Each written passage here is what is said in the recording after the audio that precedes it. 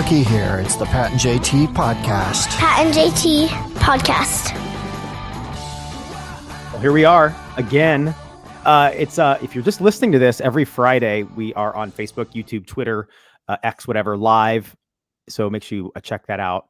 Because why would you not want to see this train wreck versus just listening to it? You know, that's what we were just talking about. And some days it's a struggle session, and trying to find some stories and things to talk about, and remembering what you did, things that happened, that were funny or not funny or whatever. We used to have no problem. Is that just because we're getting older? We used to have no problem coming at remembering things, and I don't know because it was like, okay, so what do you got going on? Well, pretty much like yesterday, I can't find anything. It's like, oh, great. And then we get to do it with video. This is awesome. So, awesome. So you can see us struggling, but it's not so bad. It is Groundhog Day, first and foremost. Oh, that's right. I forgot. And if you want a little history, Groundhog Day, do you want a little history? I know a little bit. Not a whole lot, but yeah, Groundhog Day has been around since like the 1700s, literally. There were some people in Germany that did it. And they would use a badger, though. And then a lot of those people moved to the United States, like in the 1700s, 1800s, and they became the Pennsylvania Dutch, right? And so they continued with their old country traditions with their badger. And then sometime in the 1800s was when other people started paying attention to it. And that's when they incorporated, not Phil himself, but others like Punxsutawney Phil. And irregular groundhogs instead of badgers. I think badgers are mean, right? Yeah, badgers. I mean, they can be mean. And so they added, Punxsutawney Phil and the other groundhogs. So then they had Groundhog Day. Okay, awesome. And that was when they were trying to decide, are we going to have more? Because they didn't have really good weather people back then. Are we going to have a long spring or a long winter or a short spring, or what's going to happen? And their accuracy rate, Punxsutawney Phil included, is like less than 40%. Yeah. Like 35%. But anyway, then somebody decided to name one Phil and it became a thing. And then it became official. Right. 1840s or something like that. Right. Then the merch started. You're right. It was in the late 1840s and it became an actual holiday on the 2nd of February every year. You know what he saw? Did he see his shadow this morning? Do you know? I have no idea. You want to look that up real quick? If you could look that up, because I can tell you that over the course of record keeping, like 130 years-ish of record keeping that they have looked at, 101 times, I think it was, or 120, one of the two, some of them that it's going to be a long winter, and like 19 times it's going to be an early spring. So he did not see his shadow, meaning an early spring is on the way. See, we've had 3 years of seeing his shadow. And as we sit here with it's going to be 60 some over the weekend, maybe that squirrel's got it right this time. Hopefully. I think you get in trouble legally by calling him a squirrel, but I'm just guessing. Well, those guys that are holding them are sure squirrels, though. Did you see them? They're the same guys every year. Because then supposedly part of this tradition is, after they do this, then supposedly the groundhog whispers in the ear of whoever the president is of the Punxsutawney Phil Club, and he speaks in groundhogese because they're really clever with those names. And squirrels. Yeah, squirrels. So with that, I will say that Groundhog Day is one of my favorite movies. So it is. Mine too. It's a very good movie. Without a doubt. So anyway, funny. Denise says, so what's the accuracy of our current forecasters? Oh, burn. Zing. Good point. Well taken. All right. So anyway, so welcome to Groundhog Day. And you're right. It's going to be absolutely gorgeous today. It's going to be great. Yeah. What is going on? Let's talk real quick though about supernovas. Yeah. I mean, how amazing did their home opener, league opener, everything look last week? And big shout out to our Herd at Sports team, partnering with them this year and just killing it. The content looks amazing, and what a cool thing, and breaking another record. Nebraska breaks another volleyball record. Well, it was the first professional game, and so automatically it's going to be a record for us because it is the first game. But not only that league wide, there are 7 teams. Everybody had their opening matches. And I think the other teams all averaged around 6,000 to 8,000 in attendance. That's and awesome. And I will tell you this too. WNBA averages around 5,000. That's huge. So number 3, my screen is really weird. The third most viewed professional sport after football and men's basketball is women's volleyball. And it's the most viewed at the Olympics. It was, and I think this is so cool. Ironically, and I don't think I've ever been on npr.org, just for the record, but this link took me there and saying that it was the largest turnout, like you just said, of a professional volleyball in the United States, beating the previous record, of course, more than 10,000 at the 2016 Olympic qualifier. Where was that? In Lincoln. In Lincoln. It's a volleyball state. That's right. Right? Isn't that cool, though? Yeah, that is super cool. So I don't think that some of the other teams who were playing this weekend is San Diego. And some of the other cities, I mean, they're comparable. Kansas City is going to be getting a team. They've committed publicly, so they're going to have a team. And there's a couple others too that are on the docket. I think they said so. Maybe next year we'll have like 10 and then 12. And I think the goal is hopefully maybe around 16, maybe more. Who knows? Yeah. But honestly, right now, who's ruling the roost? Us. Mm-hmm. And granted, we didn't win the first game. That's okay. Game, set, match, whatever. It was close. It was really close. It wasn't like a blowout or anything. Yeah. No. So super excited about it. And if you get a chance to go get the tickets, go see the game, because it is history making. And the really cool part is a lot of girls play volleyball. And to be able to see the pros play, and they're all shapes and sizes. They're like I think they said from 5'5" to 6'4". Mm-hmm.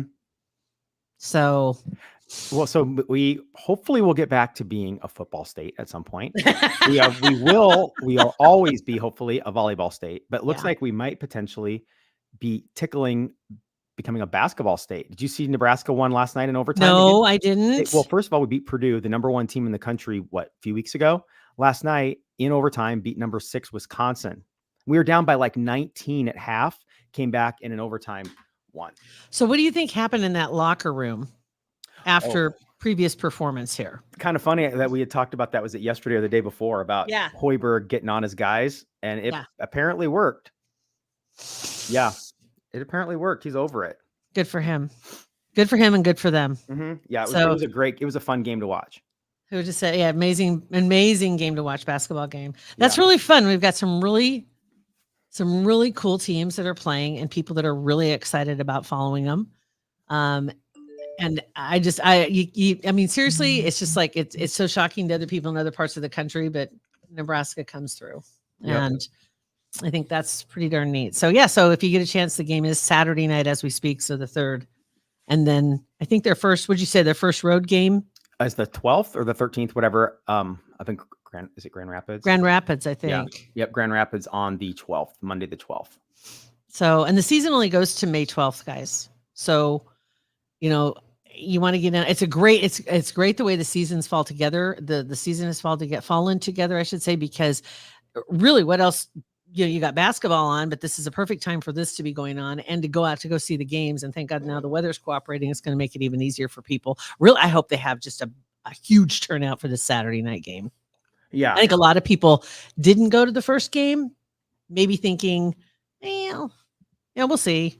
I know there was some talk about some sponsors too that were like, well, we'll kind of see where this goes. I'm like, dude, do you know you're in Nebraska? Right. Like that's a no-brainer. This is gonna fly. It's gonna be awesome. So congratulations to them. So that's really cool.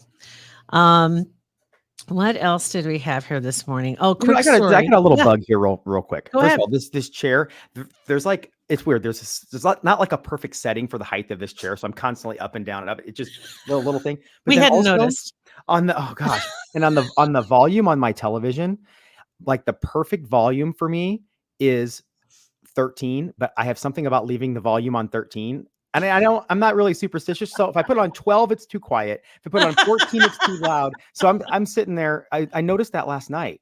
I'm like, it needs to have like a 13.5 or 12.5 or something like that. I don't know what it is that you need a way to get rid of the 13.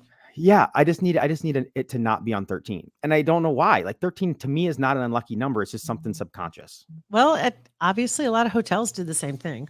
A lot It'd of be like- buildings do the same thing. They don't have a 13th floor, and it's like, dude, it's still the 13th floor. Yeah, right. You can't take that away.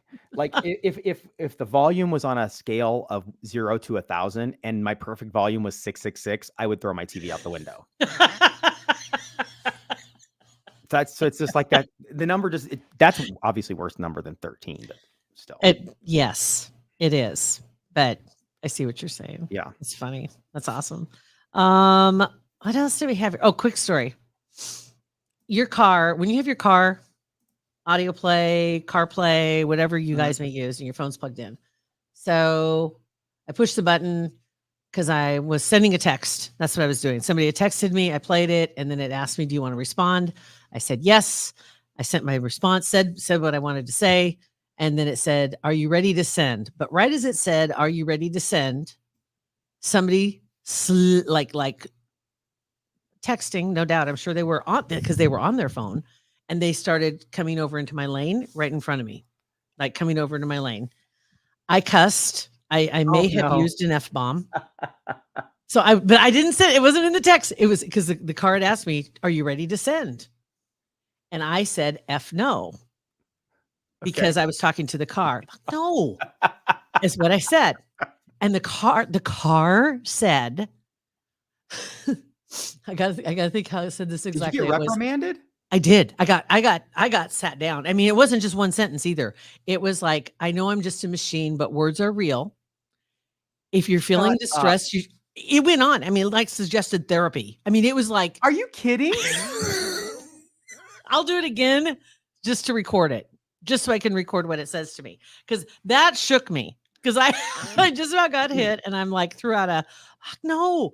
And then it's like, that is hey, awesome. I know I'm a machine, but words are real. And I'm like, what? So when your car reads text to you, does it say that expletive, the cuss word, to you out loud? No. It doesn't? So mine does, and it's hilarious. It might. I don't know. I haven't had too many cussy texts lately. Well, that's that you From need to change people. your friend circle. My Right? Yeah, my phone no longer auto corrects to duck anymore. Well, mine may not say them, but it knows them. Okay, well that's because weird apparently that it doesn't say them out loud. That word offended it. Is that, you know what? It's so funny that you have a woke vehicle. It's so appropriate. So time to trade it in. So I want a truck. JT's woke whip.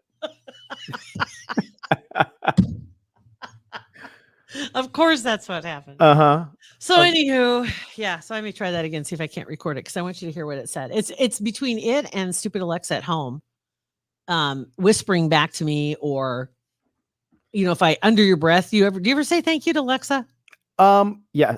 Sometimes I don't use her very much, but yes, I do. And I'll also say thank you randomly to ChatGPT. And it's like, you don't need to, but I feel bad. I'm giving it instructions to do things, and it brings it back, and I'm like, thanks, and like, you betcha. Right. It's anytime. I'm always here for you. I'm like, yes. It's a little creepy. Speaking of your ChatGPT, real quick. Okay, so I have a question for you because I know you use it for everything. Love it. But have you ever asked ChatGPT what the difference is between it and a Google search? Well, the only difference is that ChatGPT uses Bing instead of Google. But have you ever asked it what the difference is? I asked it yesterday. What did it say? And it literally, I have it on my phone, right? So I literally asked it, and it said, if you're looking for an accurate answer, a Google search is better. If you're looking for a conversational answer, I might be able to help you more. Oh, okay. But accuracy wise, a Google search will get you there faster if you're looking just for facts. But if you're looking for a conversational style, then it can help you. So do you pay for your ChatGPT or use the free one? I have two versions. I have one that offers a paid version I don't use, and then the other one is a different. I can show you what the apps that I have. Let's see if I can find them here real quick. The ChatGPT that's on OpenAI, the original one, if you have the paid version of that one, which is what I pay for, it's like light years better than the free version. It does real-time searches for you through Bing, which is awesome. If you look at, and you can also ask it, because I was just like, I'm just curious what it will say, right? What is the difference? Because to me, if I'm just looking for facts, a Google search. If I'm looking for something that's more human-like, I don't know, like something more nuanced, then I'll ask it. Or something you don't know how to Google it. Like you don't know what, like, how do I Google this? You just ask ChatGPT because it might be able to help you. It might give me a better Google search. Yeah. It'll help me do a Google search better. But the two, they both look like little brains. You know what I mean? Like a threaded rope, but one of them is black and white and the other one's green and white. Yep. I have both of those. So they both have apps that work really well. And actually, I like using the app better than the desktop version. It's quicker. Yeah. And you can talk to it. Yep.